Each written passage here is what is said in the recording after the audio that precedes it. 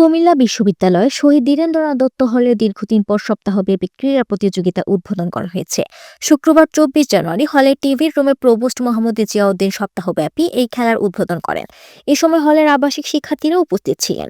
শহীদ ধীরেন্দ্রনাথ দত্ত হলের আবাসিক শিক্ষার্থী মারুফ হোসেন সরকার জানান, এই ক্রীড়া প্রতিযোগিতার মাধ্যমে হলের অবস্থানরত শিক্ষার্থীদের মধ্যে যেমন সুসম্পর্ক তৈরি হবে, তেমনি খেলাধুলার মাধ্যমে আমরা সুস্বাস্থ্যের অধিকারী হব।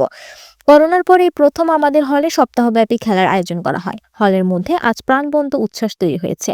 সামনের দিনগুলোতে এরকম সুন্দর প্রোগ্রামের আয়োজন করলে সুন্দর পরিবেশ তৈরি হবে।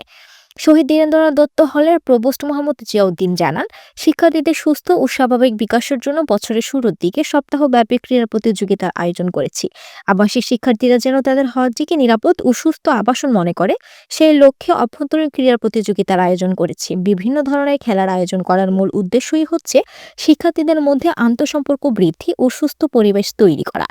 এসব ক্রীড়া প্রতিযোগিতার মাধ্যমে শিক্ষার্থীদের যেমন সুস্থ ও স্বাভাবিক বিকাশে সহায়ক হবে, তেমনি বিভিন্ন ধরনের মাদক থেকে দূরে থাকবে। উল্লেখ্য, ক্রীড়া প্রতিযোগিতায় carrom, football, ludo, badminton, table tennis, playing card, দাবা সহ মোট ৮ ধরনের খেলার সপ্তাহব্যাপী চলমান থাকবে।